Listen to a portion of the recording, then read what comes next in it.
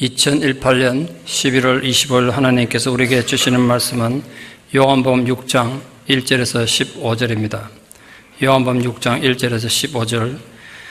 먼저 제11차 성경 통독 사경회를 위해서 광고를 드립니다. 멀리서 방송으로 듣는 분에서 광고를 드리는데, 이번에는 저희 교회에서 통독 사경회 하지 않고 여기서 한 1시간쯤 떨어진 캠프 알타 기도원에서 합니다. 2019년 5월 20일에서 24일을 합니다. 그때 숙박비랑 식사비 다 포함해서 220불을 저희 교회로 보내주시면 됩니다. 리노에서 오시는 분들은 리노에서 1시간 거리니까 아마 오시기가 편할 겁니다. 또 자세한 광고는 앞으로 드리겠습니다. 5월 20일 날 9시까지 캠프 알타로 들어오시면 되고, 우리 교회 웹사이트에 광고 올려둘 테니까 참고해 주십시오. 말씀을 봉독하겠습니다. 그 후에 예수께서 디비라의 갈릴리 바다 건너편으로 가시매 큰 무리가 따르니 이는 병자들에게 행하시는 표적을 보았음이러라. 예수께서 산에 오르사 제자들과 함께 거기 앉으시니 마침 유대인의 명절인 유월절이 가까운지라. 예수께서 눈을 들어 큰 무리가 자기에게로 오는 것을 보시고 빌립에게 이르시되 우리가 어디서 떡을 사서 이 사람들을 먹이겠느냐 하시니, 이렇게 말씀하시면 친히 어떻게 하실지를 아시고 빌립을 시험하고자 하심이라. 빌립이 대답하되 각 사람으로 조금씩 받게 할지라도 200데나리온의 떡이 부족하리이다. 제자 중 하나 곧 시몬 베드로의 형제 안드레가 예수께 여짜오되 여기 한 아이가 있어 보리떡 5개와 물고기 2마리를 가지고 있나이다. 그러나 그것이 이 많은 사람에게 얼마나 되겠사옵나이까. 예수께서 이르시되 이 사람들로 앉게 하라 하시니 그곳에 잔디가 많은지라 사람들이 앉으니 수가 5,000명쯤 되더라. 예수께서 떡을 가져 축사하신 후에 앉아있는 자들에게 나눠주시고 물고기도 그렇게 그들의 원대로 주시니라. 그들이 배부른 후에 예수께서 제자들에게 이르시되 남은 조각을 거두고 버리는 것이 없게 하라 하시므로 이에 거두니 보리떡 5개로 먹고 남은 조각이 12바구니에 찼더라. 그 사람들이 예수께서 행하신 이 표적을 보고 말하되 이는 참으로 세상에 오실 그 선지자라 하더라. 그러므로 예수께서 그들이 와서 자기를 억지로 붙들어 임금으로 삼으려는 줄 아시고 다시 혼자 산으로 떠나가시니라. 아멘.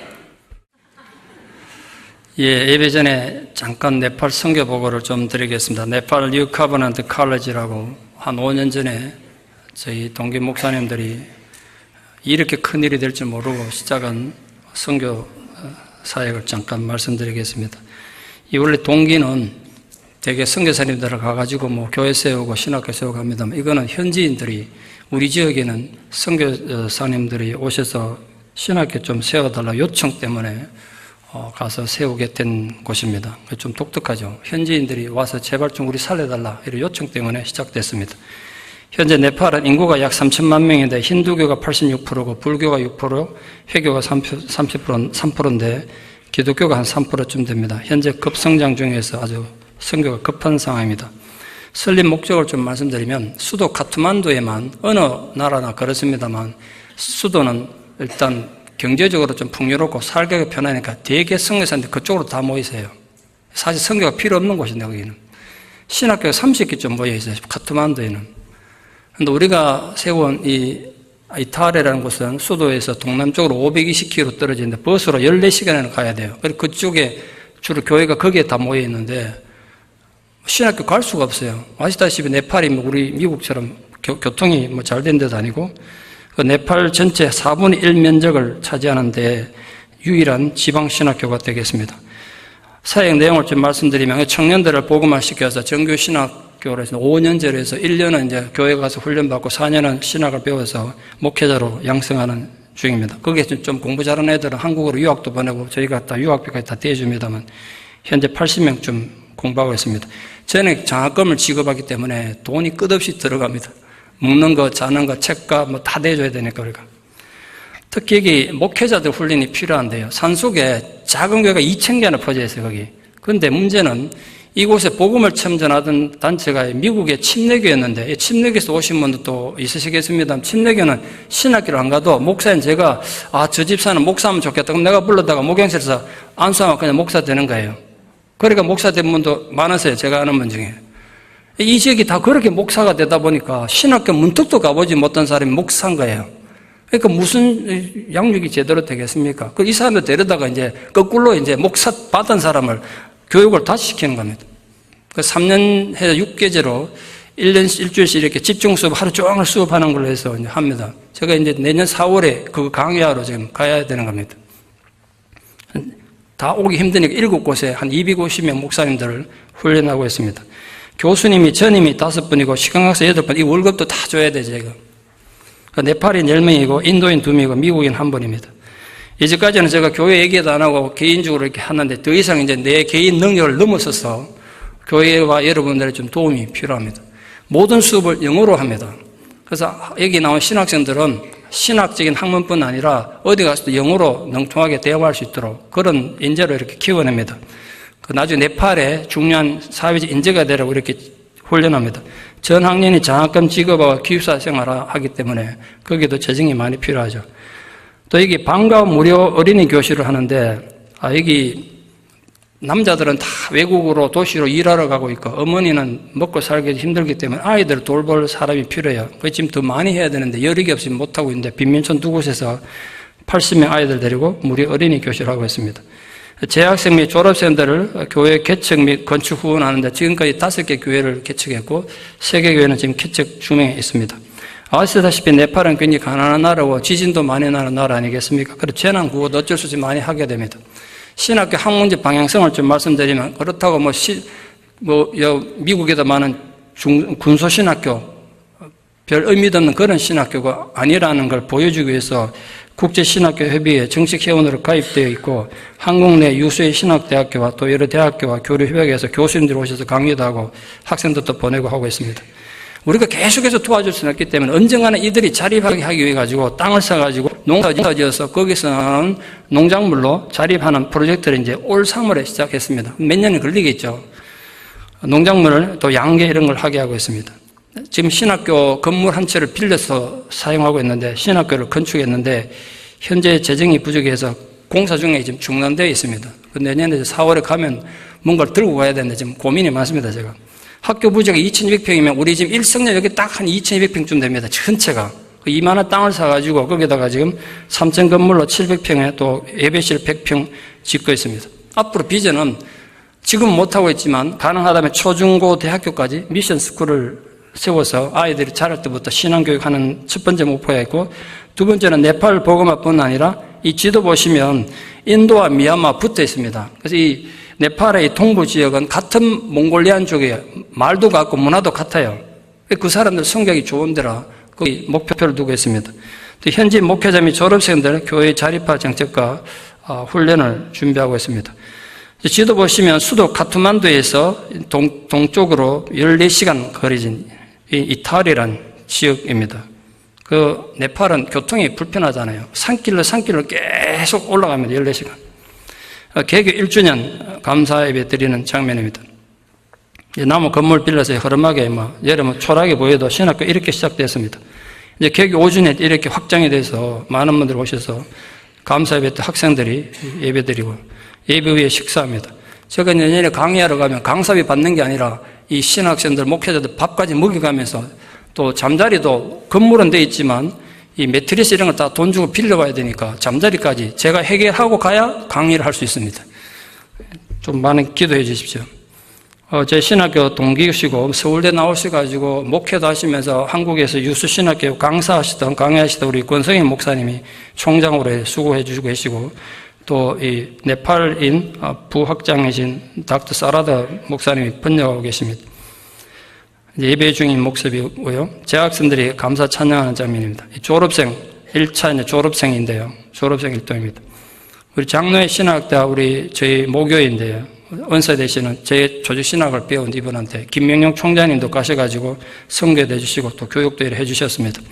신학교 건축 기공 예배 드릴 땐 장면입니다. 학생들이 그날 특별 찬양해 주셨고 현지 교수님께서 신학교 건축 도감을 이렇게 설명해 주셨습니다. 이제 이런 식으로 앞으로 건축을 할 겁니다. 3층 건물인데요. 기공 예배 때 기도하는 거고 기공 예배에 기념 촬영하고 이제 신학교 건축 현장 땅 고르기 하고 붉은 벽돌로 이렇게 짓습니다. 여기는 기계가 없으니까 다 손으로 이렇게 짓습니다. 공사 중이고 이게 남자들이 잘 없어서 되게 노동을 이렇게 여자분들이 하십니다. 인부가 대부분 여성들이세요. 여자분들이 일하시고 하루 공사 끝나고 임금 지급하는 장면입니다. 공사 중인 장면인데 여기까지 지었는데 지금 재정이 부족해서 중단되어 있습니다. 건축이 빨리 완공돼가지고 학생들이 신학교에서 공부할 수 있도록 좀 기도 부탁드립니다. 우리 외국인들은 이 재산을 가질 수 없기 때문에 현지인 세 분 교수님들을 우리가 단체를 만들어서 등기부 등본을 이렇게 만들었습니다. 자, 농장에 있으면 또 교회가 필요해서 농장교회 건축하는 장면입니다. 슬랩도로 지었습니다만 외부 공사 중이고 멀리서 본 농장교회입니다. 자, 그 지역 주민들, 신학교, 교회 자립을 위해 가지고 농지 개간하는 이렇게 이제 모범을 보이죠. 이 땅 보셔서 아시겠습니다만 돌이 절반입니다. 정말 산이다 보니까 캐내면 그러니까 농사를 못 지어 여기에요. 그런데 보여주는 거예요. 농사 어떻게 하는지. 농지 개간에 우리 권성현 총장님과 동기들 이성로 목사님과 같이 함께 하셨고 신학교 자립 위해서 이제 신학교에서 구입한 농장 현장입니다. 복토를 해야지 뭐 농사를 지을 거 아닙니까? 그래서 좀 좋은 지역에 흙 사다가 이렇게 복토하는 장면입니다. 이게 뭐 다른 경운기 같은 게 없으니까 소가 이게 두 결이 소입니다. 이게 결입니다. 결이 성경에 나오는. 여기는 농사를 제대로 지어본 적 없으니까 소똥을 비료로 쓰는 걸 모르세요. 그래서 목사님들 중에 농사에 좀 일각에 계신 목사님이신데 직접 가가지고 소똥을 비료로 만드는 걸 이렇게 교육하고 이제 덮어서 이제 반려시켜야 되니까 이제 반려시킨 뒤에 소똥을 이제 정지하는 작업입니다. 농사 위에서 객토하는 작업하는 장면이고요. 신학교 간판입니다.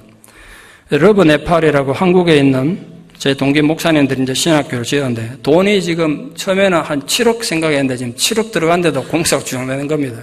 7억이 뭐 적은 돈이 아니잖아요. 우리는 그동안 한 번도 못했습니다만 러브 네팔 한국인 목사님들 회원 들어가서 특별 찬양했습니다. 예배 중에 한국 목사님들과 찬양하는 거고 이분들이 이제 신학교 교수님들이십니다. 이제 목회자 부흥회인데 7곳에서 지역 목회자들 이렇게 교육합니다. 이분들이 다 한 분 한 분이 목사님들이세요.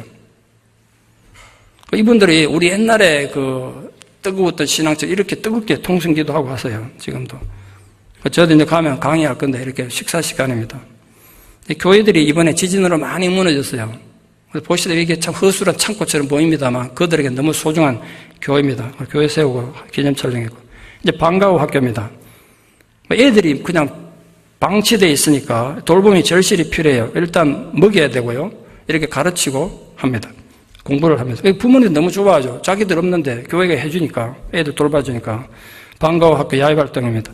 이것도 이제 공간이 없으니까 신학교 나 지어지면 거기서 할지 모르겠습니다만 또 지역이 여러 곳에 있어서 집을 임대해가지고 방과후 학교를 운영하고 있습니다. 이게 다 이제 돈이 필요한 거죠. 방과후 학교, 무료학교 간판입니다. 여기는 뭐 특별히 자기들 생일 이런 걸 잘 모르니까 학교에서, 교회에서 한 번씩 이렇게 생일 파티를 매달 한 번씩 하고 있습니다.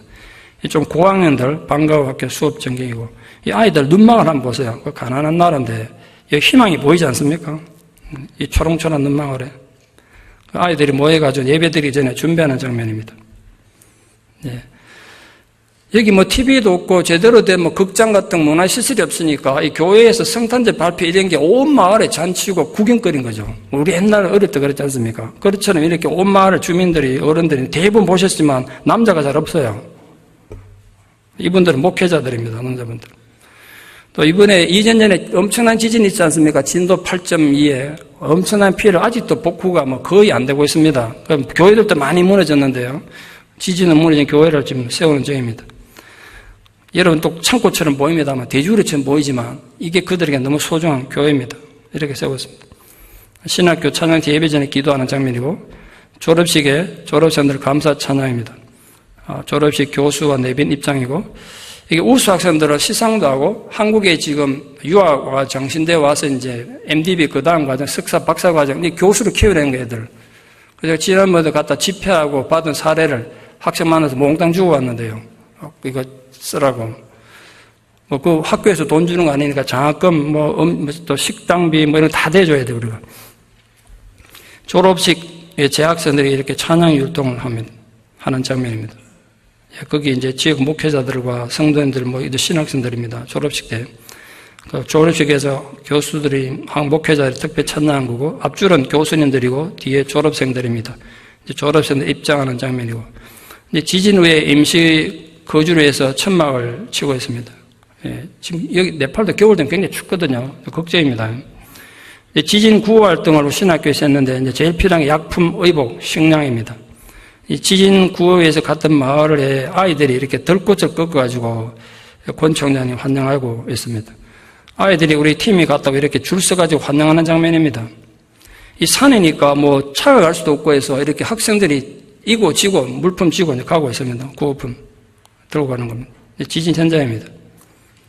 뭐 여기는 포크레일 이런데 갈 수가 없으니까 아직도 이러고 살고 있습니다.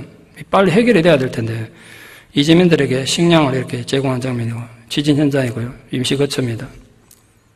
지진 장면인데 지진 후에 또 비가 와가지고 피해를 엄청 입었습니다. 학생들에게 학용품 전달한 장면입니다. 학생들이 또 얼마나 모였는지 이때 학교도 완전히 무너졌습니다. 지진으로 이 끝뼈대만 남고 학교가 다 무너졌어요. 그래서 임시로 이제 철판 갖다가 세운 교실에 여기서 이렇게 수업하고 있습니다. 옛날 우리 6.25 뒤에 뭐 우리나라 똑같죠, 지금. 신학교 봉사팀 학생들이 왔다고 이렇게 맞아주는 장면입니다. 학생들에게 학용품 나눠준다 이렇게 모여 있고요. 장면. 이게 지금 현재 임차 중인 신학교입니다. 이 항체 전체를 빌려서 신학교 사역을 하고 있습니다. 내년 4월 첫째 주에 제가 가서 이제 강의도 하고 사역하러 갈 텐데 여러분 많이 기도 좀 해주시기를 부탁드립니다. 성경 보고 마치고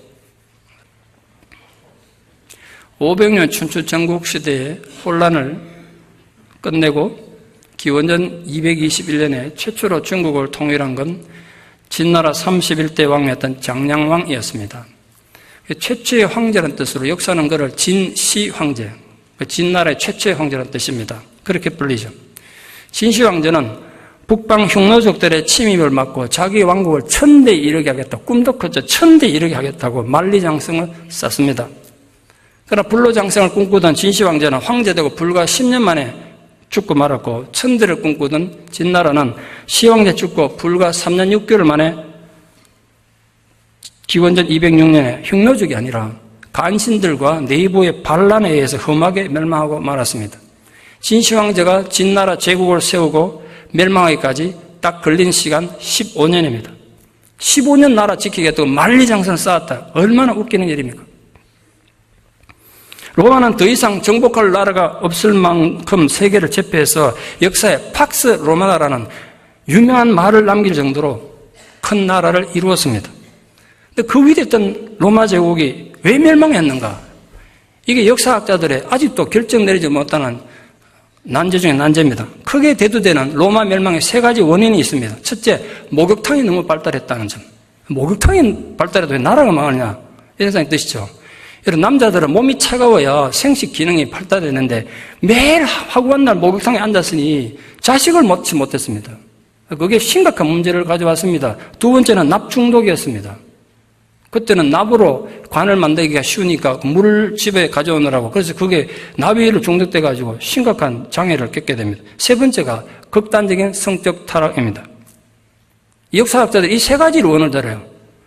어느 것이 이유든지 간에 모든 건 로마 내부 문제였습니다.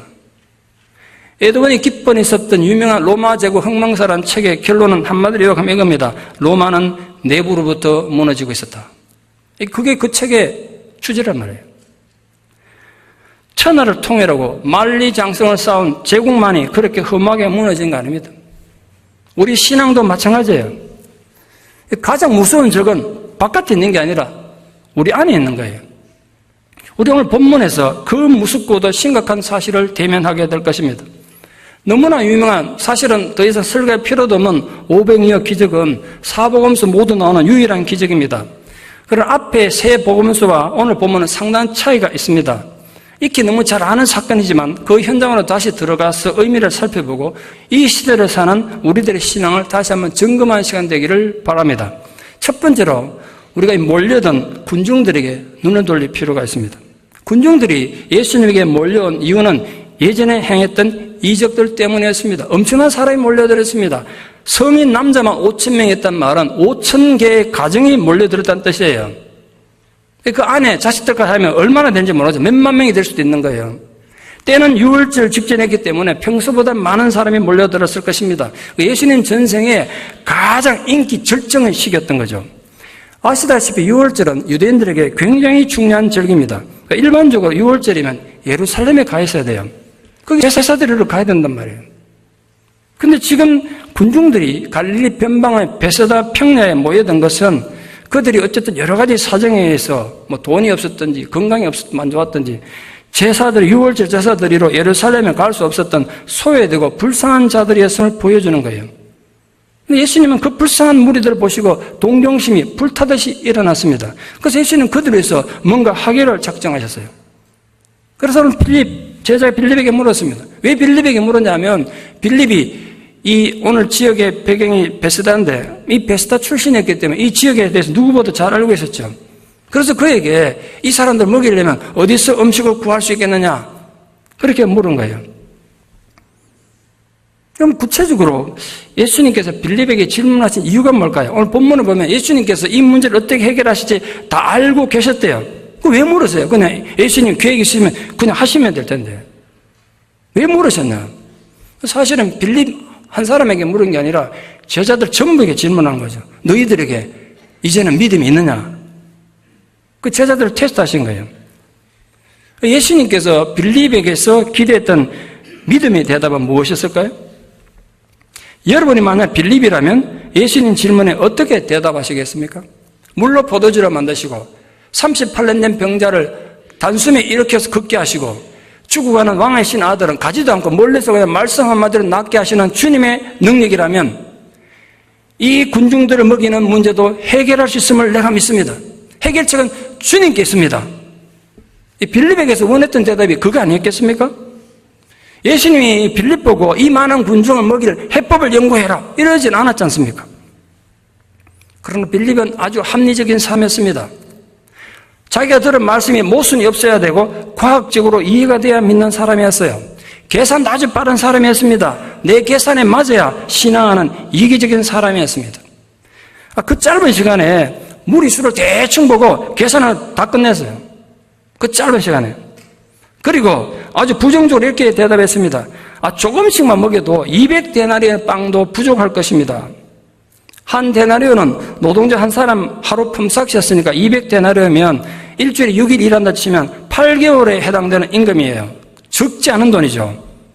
당시 상황에서는 그 정도의 큰 금액을 가지고 있는 사람들 드물었거니와 그 정도 돈을 갖고 있다 한들 누가 그 선뜻 내놓겠냐는 항변인 동시에 설령 돈이 있다고 쳐도 이 외진 들판에서 어디 가서 그 빵을 사온다는 거냐? 불가능하다는 거죠. 제자들은 그동안 예수님의 가르침과 표적을 보면서 예수님이 인간들에게 영생을 주러 오신 분이라는 그걸 깨달아야 했지만 아직도 깨닫지 못하고 있던 거예요. 그걸 깨닫게 하기 위해서 예수님 제자들을 테스트하신 거예요. 특히 그 중에서도 가장 합리적이고 계산적이고 따지기 좋아하는 빌립을 시험하신 겁니다. 그를 통해서 그의 한계를 드러내고 빌립의 내면에 자리 잡고 있는 견고한 자기 고집의 만리장성을 드러나게 하신 것입니다. 이 빌립의 속에 감추어진 본성은 그냥 드러나지 않습니다. 급한 상황에 부닥쳐야 나와요. 그런데 그게 드러나야 없앨 수 있고 그때야 진정으로 주님의 제자가 될 수 있는 겁니다. 인간은 누구나 자기 내면에 자기만의 고집과 이기심으로 중국 대륙을 가로지르는 만리장성보다 더 길고 더 높은 성벽을 쌓고 있는지 몰라요. 여러분 안에 그게 있다고요. 그걸 허물어뜨리지 않으면 절대로 자기 부인은 불가능하고 십자가 지난 신앙은 꿈도 꿀 수 없습니다. 그러니까 지금 현재 상태의 빌립은 절대로 예수님 제자가 될 수 없는 거예요. 신앙의 적은 언제나 내 안에 있는 거예요. 인간이 얼마나 이기적이고 계산적인가? 어느 것이 나에게 이기고 유리한가? 어느 게 더 편한 것인가? 이성적이고 합리적인 것에 의미 두는 사람들은 자신의 생각에 맞지 않으면 절대로 믿지 않죠. 제가 존경하는 영국 신학자였던 바클레이가 바로 오늘 이 500여 사건을 합리적으로 해석하려다가 오류에 빠진 대표적인 사람이에요. 이분은 이렇게 해석했어요. 사람들이 품 안에 도시락을 다 감추고 있었는데 꺼내고 먹기가 미안하니까 다 감추고 있었는데 어린애가 자기 도시락 꺼내놓으니까 미안해가지고 각자 내놓고 다 먹었다. 근데 먹고 나면 음식이 12광줄이었다는 거예요. 해석은 아주 합리적이죠. 그런데 한 가지 심각한 오류가 있어요. 그렇게 해석해버리면 이 기적에서 예수님이 하신 일이 없어요. 그게 뭐 기적입니까? 자기도 도시락 내놓고 자기들이 먹는 건데. 예수님 역할이 없죠. 합리적이고 과학적으로 설명되는지 모르지만 그곳에 주님의 자리는 있을 수가 없는 겁니다. 혹시 여러분 안에는 오늘 빌립의 모습은 없습니까? 아주 합리적이고 철저히 계산적이어서 언제든지 내가 불리해지면 도망갈 준비를 하고 있지 않습니까? 과학적으로 설명이 안 되면 신앙 자체를 부정하는 어리석은 일을 범하고 있지는 않습니까? 신앙은 외부의 적과 고난으로 인해서 무너지는 법은 없습니다. 내 안에 견고하게 자리 잡은 합리적이고 계산적인 그 만리장성에 걸려 넘어지는 거예요. 그러니까 자신의 내면을 정확하게 그리고 겸손하게 좀 돌아보고 진정으로 주님의 제자로 준비되는 하나님 사람들 되기를 축원합니다. 실내가 좀 덥습니까? 에어컨 좀 틀어야겠네요. 두 번째로 합리적이고 계산적이었던 빌립과는 아주 대조적으로 등장하는 흥미로운 인물이 안드레입니다. 안드레는 한 소년의 한 끼 식사에서 보리빵 5개, 소금에 절인 물고기 2마리를 예수님께 가지고 나왔어요. 소년이 가져온 것이 보리빵이었다는 것도 요한복음에만 나옵니다. 원래 유대인들이 주식은 밀가루빵이었거든요.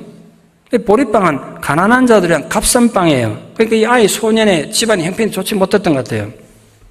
근데 이 아이도 배가 고픈데 자기 것을 기꺼이 양보한 그 어린아이 아름다운 마음씨와 그걸 예수님께로 가져온 안드레의 그 작은 믿음이 기적을 불러온 씨앗이 된 거죠.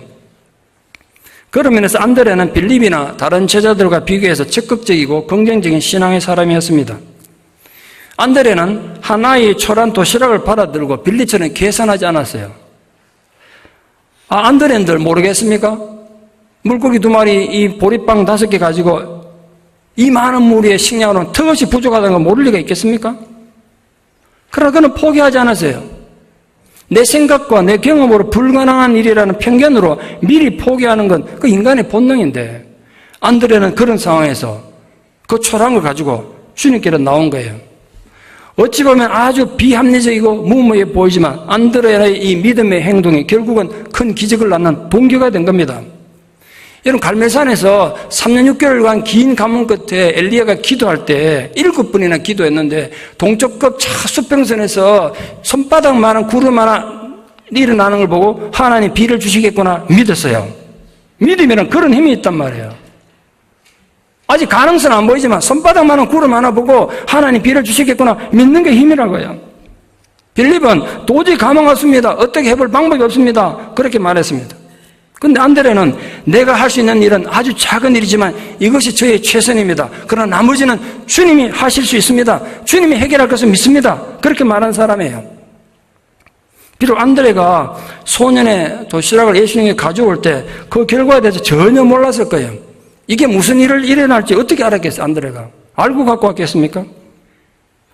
그러나 그는 주님의 기적을 위한 최선의 준비를 한 것입니다. 우리가 오늘 안드레에게서 본받을 점이 바로 이거예요. 가장 작은 것이라도 주님께 드림으로써 주님이 기적을 행하시는 기초를 마련했습니다. 우리가 보기에 초라하고 볼품없는 것이지만 작은 헌신과 충성이 주님의 은혜를 입으면 큰 기적을 일으키는 거예요. 지금도 마찬가지일 거예요. 그러니까 여러분 크고 무슨 위대한 사역만 자꾸 꿈꾸지 마세요.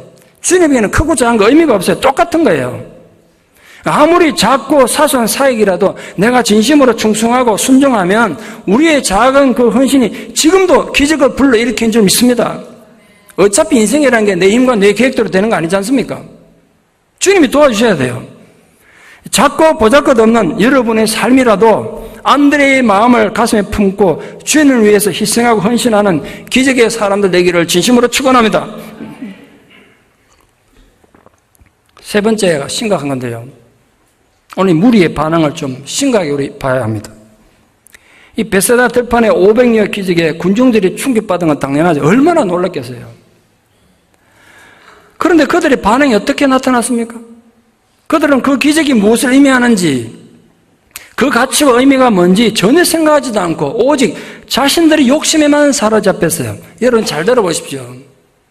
여러분 신앙이 방향이 잘못되면 은혜를 받으면 받을수록 자기 욕심에만 더 사로잡힌다니까요. 얼마나 그 위험한 겁니까? 그래서 그 결과 그들은 예수님을 자신들의 왕으로 세우려고 열광했어요. 그들의 내면에 쌓아놓은 자신들의 견고한 만리장성에 자신들이 걸려 넘어진 거예요. 에코 체인버라는 심리 효과가 있습니다. 방향실 효과라 그러는데, 여러분 산에 가서 야호 그러면 그 소리가 저쪽 가서 내 귀에 야호 소리만 들리잖아요. 딴 소리 안 들리죠. 인간이 편견에 사로잡히면 보고 싶은 것만 보고 듣고 싶은 것만 본다는 거야. 아무리 진리가 쏟아져도 자기가 원하는 것만 들어. 그러면 자신의 생각과 느낌만이 진리라는 오류의 확신에 빠집니다. 확신 중요하죠. 인간이 세상을 의미 있게 살기 위해서는 확신이 누구에나 필요하고 중요해요. 고난과 역경과 시련이 닥칠 때 확신이 있으면 흔들리지 않기 때문에 그래요. 그런데 만약 그 확신이 오류라면, 거짓에 대한 확신이라면 어떻게 될까요? 진시황제가 쌓아올린 만리장성이 바로 오류의 확신, 이 에코체인버예요. 자기는 만리장성을 쌓으면 나라가 천대 만대 갈 줄 알았어요. 착각했어요. 얼마나 오류였는데요. 신앙인이 가장 빠지기 쉬운 함정이 바로 이 거짓의 확신이에요. 이 사람 믿음 없는 게 아니에요. 누구보다 열심히 믿어요. 누구보다 열심히 기도해. 근데 그 신앙, 그 확신은 거짓이란 말이에요. 신앙의 이름으로 거짓 확신에 빠지면 생각을 바꾼다는 건 거의 불가능해요. 이 군중들의 험한 믿음은 오늘 우리들에게 정말 많은 걸 생각하게 하지 않습니까? 그들 내면에 견고한 영혼의 만리장성을 쌓았는지 모르지만 그들의 신앙은 너무 이기적이었고 세속적인 야망의 가면에 불과했던 거예요. 신앙은 신앙인데 자기 욕망의 가면이었어요. 그 결과 그들의 믿음은 너무나 험하게 무너져 내렸고 예수님 가르침을 완벽하게 오해했습니다. 그래서 그들 눈앞에 펼쳐진 역사상 가장 위대한 복음의 선포를 눈으로 보고 자기들 직접 먹으면서 체험했지만 그 의미를 제대로 이해하고 예수님을 믿은 사람 한 명도 없었습니다. 오늘 예배드리는 우리 신앙도 그렇게 될 위험성은 항상 있습니다. 좋은 말씀 혼자 다 듣고 은혜 혼자 다 받는데 해석은 지 맘대로예요. 해석이 너무 이기적이야. 내게 이익이 되고 내게 필요하면 그냥 예수님한테 이용만 하려고 하는 거예요. 그 신앙의 동기가 순수하지 않은 거죠. 이미 왕중의 왕으로 오신 예수 그리스도를 무리들이 임금으로 삼으려고 환호했던 이유가 뭘까요? 이유는 단 하나예요. 예수가 그들의 필요를 채워줬기 때문이에요. 그들의 병을 고쳐주고 그들의 굶주린 배를 채워줬어요. 예수님에 대한 그들의 충성은 바로 그 물질적인 것에 있었습니다. 그들의 사랑은 철저히 이기적이며 계산적이었던 것입니다. 예수님에 대한 환호는 앞으로 기대되는 또 다른 필요를 위해서예요. 예수를 왕으로 세워가지고 로마 제국에 반란을 일으키게 하고 자신들의 찬란한 왕국을 세워보자 이거죠. 그들 신앙은 순전히 이기적인 동기였습니다. 그래서 그들 얼마 지나지 않아서 예수를 십자가에 못 박았어서 십자가에 못 박았어서라고 소리 지르는 파렴치한 짓을 눈빛 하나 안 바꾸고 스스럼없이 할 수 있었던 거예요. 무리들은 하나님 나라에는 관심도 없고 자신들 나라만 세우려고 한 것입니다. 그것은 언제나 모든 신앙인들의 가장 무서운 영적 함정이에요. 자기만의 만리장성을 쌓고 잘 먹고 잘 살아보겠다는 것이 신앙의 목적인 사람 얼마나 많습니까? 여러분 중에 그런 사람 없습니까? 신앙하긴 한데 우리 가정이 잘 되고 사업이 잘 되고 자식이 잘 돼서 천년만년 잘 먹고 잘 사는 이게 신앙의 목적이에요. 그것 때문에 밤을 새고 기도해요. 그런데 여러분 그 만리장성이 얼마나 오래 가겠어요? 기억하십시오. 진시황제의 만리장성 겨우 15년밖에 못 버텼어요. 그들은 결코 500여 기적을 통해서 예수님의 참된 가르침의 의미를 이해한 것도 아니고 예수님을 영생의 메시아로 영접한 것도 아니었습니다. 단지 정치적이고 물질적인 메시아를 인식하고 자신들의 필요를 충족시키기 위해 왕으로 삼으려고 했어요. 그들이 예수님께 나온 목적이 우리 현대인들이 예수 믿는 목적 아주 비슷하지 않습니까? 우리가 예수를 믿는 목적이 말입니다. 단지 슬픔에서 위로를 받기 위해서, 내 지금 사는 게 힘드니까 그 힘든 삶에서 힘을 얻기 위해서, 혼란 속에서 평온을 얻기 위해서, 내 삶에 너무 낙심되니까 도움이 필요해서 예수 믿는 거 아닙니까? 물론 위로, 평안, 도움, 격려, 신앙에서 다 필요한 거죠. 그렇지만 말입니다. 내가 필요한 것을 얻기 위해서만 주님을 사랑하고 있는 거 아닌지 좀 돌아보셔야 돼요. 그러다가 내게 부담을 주고 불편한 요구를 하면 완전히 돌아서거나 심지어는 예수님께 분노와 적대감을 느끼지 않습니까?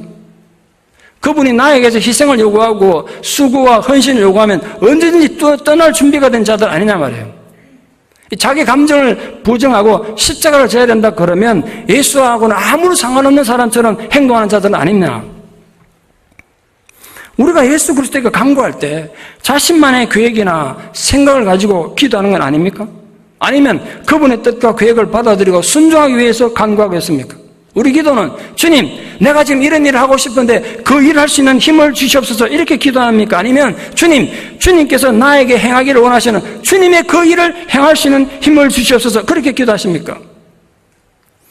우리는 정직하게 스스로 되물어야 돼요. 누구도 대신 안 해줘요. 여러분 영혼을 위해서, 여러분 영성을 위해서 계속해서 스스로 되물으셔야 돼요. 나는 혹시 십자가는 없이 그리스도의 선물만을 받기를 좋아하지는 않는가? 주님이 우리를 사용하시기를 원하는 대신에 주님을 이용하는 데만 내 신앙의 의미를 두는 자는 아닌가? 그렇게 물으셔야 돼요. 신앙은 그렇게 해서는 절대로 힘을 쓸 수 없습니다. 그런 것들이 다 헛되게 우리 영혼에 만리장성을 쌓는 거예요. 그러면 행복하고 잘 살 것 같은 착각이 누구에게나 있을 수 있죠. 오늘 이 광야의 무리들의 실패를 교훈 삼아서 여러분 살면서 부디 예수를 잃어버린 일이 없도록 신중한 성도들로 훈련되고 자라가기를 축원합니다. 네 번째로 짤막하게지만 소년을 생각하지 않을 수 없습니다. 아니 가난한 소년이었는데 이 소년이 이기적으로 자기의 배만 채울 생각하고 있었다면 역사상 찬란하고 가장 위대한 이 기적은 없었을 수 있죠. 지금 우리에게 주는 교훈이 크죠. 우리가 가지고 있는 바가 비록 초라하고 볼품없어도 주님께 드리려고 하지 않기 때문에 우리 삶에 기적이 없는지 몰라요. 이런 가정에 그래서 기적이 없을지 몰라요. 한 번도 내가 주님 위해서 전심으로 드려본 적 없고 늘 받는 데만 신앙 의미를 줬기 때문에 기적이 아닌 비참하게 사는지도 몰라요. 우리 이기심과 옹졸함을 극복하고 나의 시간, 나의 재능, 나의 물질을 있는 그대로 주님께 드린다면 지금 내 삶에도 우리 가정에도 내 자식에게도 우리 공동체에도 놀라운 기적이 일어날 것을 믿습니다. 문제는 나의 헌신과 드림 없이 늘 계산적이고 나의 이익만 쫓고 있으니까 내 삶의 변화도 없고 성숙도 없고 늘 불행한지도 모릅니다. 오늘 이 소년을 보면서 그 부분에서 좀 깨닫고 교훈 얻는 분들 되기를 바랍니다. 마지막 다섯 번째로 500여 기적을 행하신 예수님의 의도가 도대체 무엇이었는가? 결론적으로 한번 정리해 봅시다. 제가 심각한 질문을 하나 했는데요. 왜 예수님이 무리들을 설득하거나 더 가르치려고 하지 않고 그들을 그냥 떠나셨을까요? 왜 이 무리들을 그냥 떠나셨습니까? 예수님이 사랑이 없어서 그렇습니까?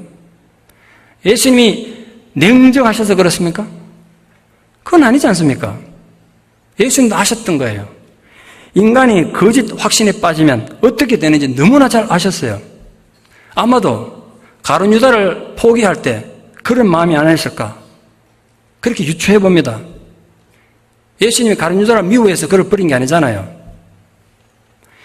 예수님은 더 큰 사랑과 인간에 대한 안타까움을 가지고 홀로 산으로 떠나가셨어요. 예수님은 자신을 기껏해야 로마 정부에 대항하는 저항군의 우두머리 좀 삼으려는 군중들의 환호를 단호히 거부하셨습니다. 예수님은 결코 정치적인 혁명가가 되기 위해서 이 세상에 오시지 않으셨기 때문에 그렇습니다. 그 결과 이 무리들은 자신들의 참된 왕을 잃어버렸습니다. 무리들은 왜곡된 메시아관의 거짓 확신으로 예수님을 이해하려고 했기 때문에 예수님이 생생하게 보여주신 하나님의 나라조차 욕망과 정치적인 권력을 가진 인간의 왕국으로 이해한 거예요. 이 개인의 편견과 고집은 어느 시대나 신앙인에게 가장 큰 장애물이에요. 다시 말씀드립니다. 여러분을 가장 위협하는 적은 외부에 있지 않아요. 여러분 내면에 있는 그 이기심, 그 옹졸함, 그 편견이 여러분 가장 큰 장애물이에요. 그리고 그 장애물은 바깥에 있는 게 아니란 말이에요.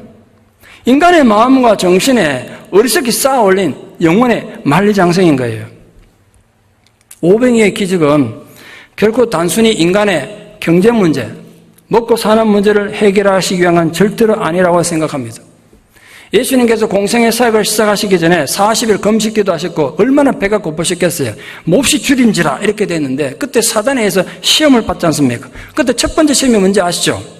돌을 들어 빵으로 만들어낸 것이었어요. 제가 묻습니다. 예수님이 돌덩어리를 빵으로 만드는 능력이 있었을까요? 없었을까요? 그게 뭐 일이 없겠어요? 예수님이 이렇게 말씀하셨어요. 그 돌덩어리 가지고 빵 만드는 정도가 아니라 내가 원하면 이 돌 가지고 아브라함의 자손도 만들 수 있다. 그렇게 말씀하셨잖아요. 그러니까 예수님이 정말 먹는 문제가 신앙의 본질이었다면 돌로 빵을 만들어서라도 그 5,000명 아니라 막 50만, 500만 명이라도 먹일 수 있었을 거예요. 그러나 예수님은 500년 기적을 통해서 정말 우리에게 들려주고 싶은 건 먹는 빵 문제가 아니라 영생의 빵, 생명의 빵이라는 걸 가르치셨어요. 내가 너희들의 생명의 빵이다. 그래서 인간은 빵으로만 사는 존재가 아니라 말씀으로 사는 존재라는 것을 교훈하셨어요. 결국 하나님의 말씀이 내 안에 있느냐 없느냐가 영혼을 결정하는 거예요. 광야에서 만나를 먹은 그들의 조상들은 다 죽었어요. 먹지 못해서 굶어 죽은 게 아니라 끝내 하나님의 말씀을 받아들이지 못한 영적인 굶주림과 반역과 불신으로 다 죽었다는 거예요. 여러분, 우리가 좋은 말씀을 더 듣지 못해서 신앙이 자라지 못하는 거 아니에요. 지금도 충분해요. 여러분 충분히 들으셨어요. 더 많은 축복을 받지 못해서 불행한 거 아니에요. 이미 충분히 받으셨어요. 내 안에 말씀에 대한 이해가 없어서 내가 불행한 거예요. 내가 여러분 돈을 더 많이 가지고 더 많은 권력 가지고 사람들 더 인정받아 행복할 것 같습니까? 아니에요. 여러분 안에 하나님 말씀이 있어야 진짜 행복한 거예요. 말씀이 내 안에 없으면 인간은 결코 행복할 수 없습니다. 예수님은 우리가 어떤 동기로 신앙하시는지 다 아세요. 그래서 절대로 인간의 위선과 거짓에 속지 않으세요. 인간은 늘 인간에게 속죠. 거짓된 충성, 거짓된 사랑, 거짓된 경건함에 속는다고요. 심지어 자기 자신에게도 속아요. 자신에게 속는다니까요. 아, 내가 이렇게 신앙이 좋고 내가 이렇게 선교단체 속해가지고 이렇게 열심히 하니까 내 믿음 참 대단하구나 스스로 속는다고요. 인간은 말입니다. 이 온 우주에 자기 스스로 거짓에 속는 가장 어리석은 존재예요. 왜냐하면 이 지상에 존재하는 어떤 생명이 있어도 스스로 속는 존재는 인간 외에는 없어요. 오병이어를 대하는 우리의 자세는 어떻습니까?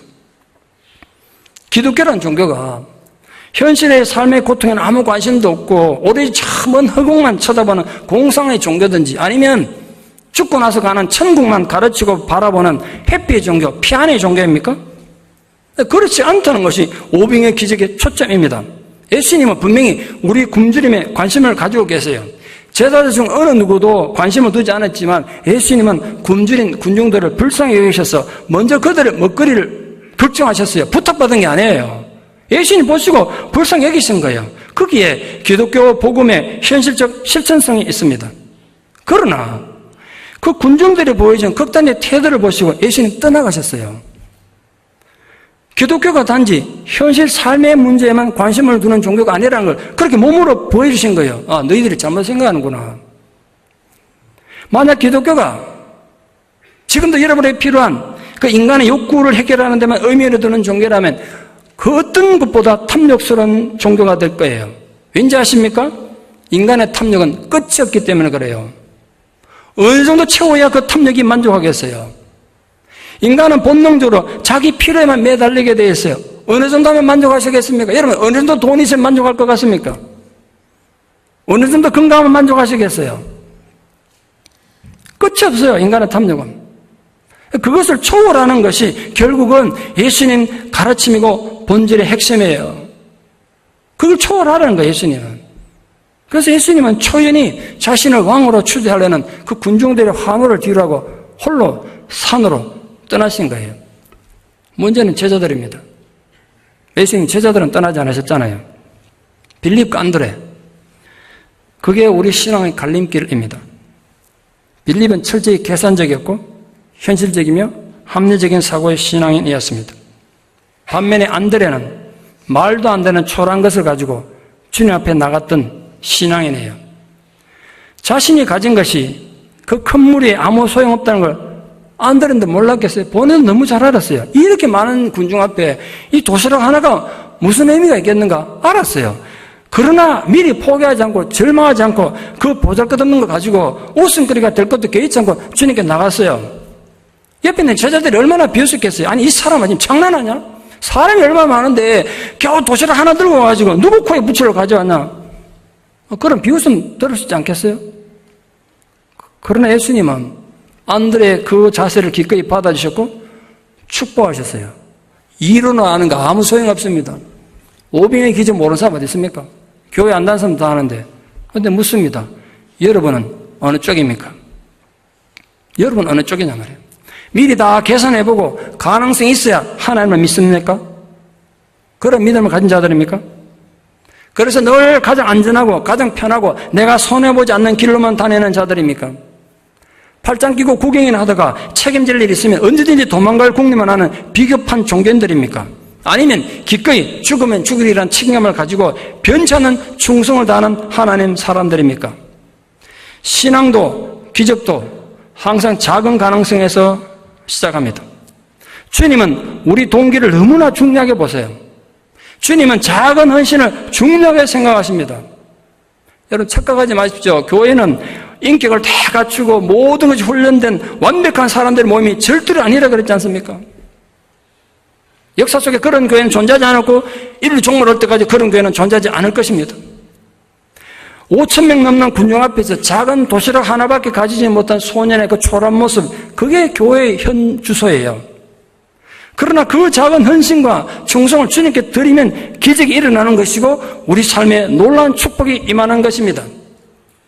여러분이 비록 초라하고 볼품없는 연약한 본성을 가졌더라도 또 여러분의 삶의 현재가 지금 그렇게 초라하더라도 여러분 내면에 세워진 그 영혼의 만리장성을 뛰어넘어서 절망하지도 말고 부끄러워하지도 말고 주님께 여러분 깨어지고 부서지고 초라한 모습 그대로 가지고 나아가십시오. 그 나머지는 주님이 하실 거예요. 여러분의 연약하고 부족한 삶에도 오병이의 기적을 체험하는 감동이 있기를 진심으로 축원합니다. 기도드리겠습니다. 사랑의 하나님, 은혜를 감사합니다. 삶이 우리 뜻대로 우리 기도하는 대로 이루어져 가지 않고 절망의 광야에 내던져질 때가 얼마나 많은지 모르겠습니다. 내가 돌아봐도 내 삶은 너무 초라하고 너무 볼품없게 생각될 때도 많습니다. 주님, 우리가 돌이켜서 나의 계획과 생각대로만 살지 않게 해주시고 어떻게 하면 주님의 뜻을 이루며 살 것인지를 생각하게 하여 주시옵소서. 더 이상 예수를 이용하는 자의 자리에서 돌아서서 주를 위해 사는 자가 되게 하여 주시옵소서. 이기적인 데서 돌아서서 헌신한 자가 되게 하여 주시옵소서. 합리적으로 생각하는 데서 돌이켜서 믿음을 가진 자들이 되게 하여 주시옵소서. 예수님 이름으로 기도드리옵나이다. 아멘.